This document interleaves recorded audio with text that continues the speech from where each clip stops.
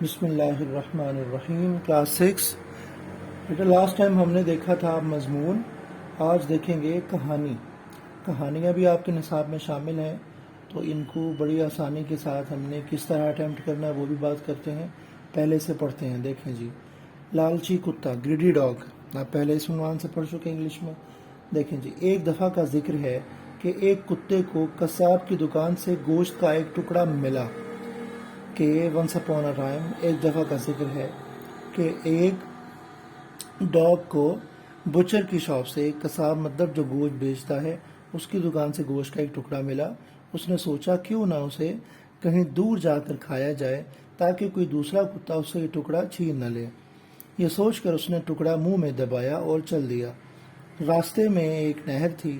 جب وہ پل سے گزر رہا تھا تو دل میں لالچ پیدا ہوا، کیوں نہ اس کتے سے بھی گوشت کا ٹکڑا چھین لے اور مزے لے کر کھائے۔ یہ سوچ کر وہ پانی میں اپنے ہی عکس پر جھپٹ پڑا، اپنے ہی سائے پر جھپٹ پڑا، اور جو ہی گوشت کا ٹکڑا چھیننے کے لیے اپنا منہ کھولا تو اس کا اپنا ٹکڑا بھی منہ میں گر پڑا اور وہ دیکھتا رہ گیا۔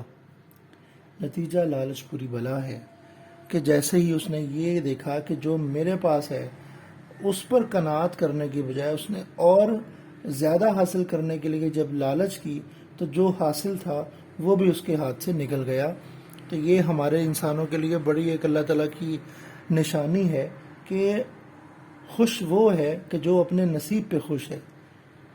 کثرت کی ہوس، بادشاہوں کی جو خواہشات ہوتی ہیں وہ بھی نہیں پوری ہو سکتی۔ انسان کی خواہشات کبھی بھر نہیں سکتی، پوری ہو ہی نہیں سکتی۔ تو جو موجود ہے اس پر قانع رہنا چاہیے، اس پر قناعت کرنی چاہیے، شکر کرنا چاہیے۔ تو یہی انہوں نے ہمیں بتایا ہے۔ تو بیٹا یہ اتنا بھی مختصر نہیں ہونا چاہیے جتنا یہاں لکھا گیا ہے۔ آپ نے جب اسے یاد کر کے لکھنا ہے تو یہ منیمم آپ کے ایک پیج پہ ضرور آنا چاہیے۔ ٹھیک ہے جی، ایک اور پڑھ لیتے ہیں۔ دیکھیں جی، کسان اور لکڑیوں کا گٹھا۔ کہ ایک کسان ہے اور بہت زیادہ لکڑیاں ہیں، تو اس حوالے سے اس نے کیا اپنے بیٹوں کو نصیحت کی تھی۔ دیکھیں جی، ایک دفعہ کا ذکر ہے کہ کسی گاؤں میں ایک بوڑھا کسان رہتا تھا۔ اس کے 3 بیٹے تھے۔ کسان اپنے بیٹوں کی لڑائی جھگڑے سے بے حد پریشان تھا اور اس غم میں بیمار رہنے لگا۔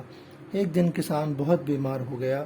جب اسے اپنی زندگی کی کوئی امید نہ رہی تو اس نے اپنے بیٹوں کو اپنے پاس بلایا اور کہا، جاؤ جنگل سے چند لکڑیاں لے آؤ۔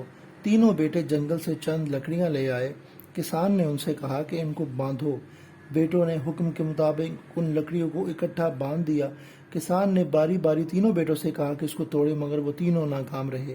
پھر کسان نے کہا کہ ان لکڑیوں کے گٹھے کو کھول دو اور اب ایک ایک لکڑی کر کے توڑو۔ بیٹوں نے فوراً ہر لکڑی آسانی سے توڑ دی۔ کسان نے اپنے بیٹوں سے کہا کہ تم لوگوں کی مثال بھی ان لکڑیوں کے گٹھے کی طرح ہے۔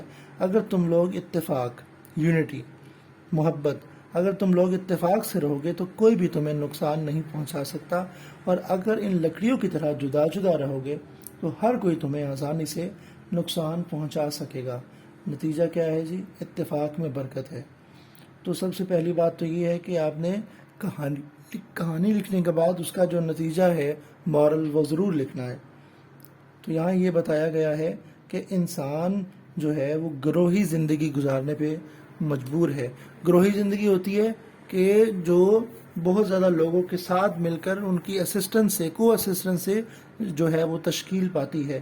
انسان تنہا نہیں رہ سکتا، اس لیے انسان کو سوشل اینیمل کہا جاتا ہے کہ انسان تنہا اپنے لیے بھی کچھ نہیں کر سکتا، اور جب اپنی کوششیں دوسروں کے کاموں میں ملانے کے لیے وہ کوشش کرتا ہے تو پھر اس کا بھی کام سنورتا ہے، دوسروں کا بھی سنورتا ہے۔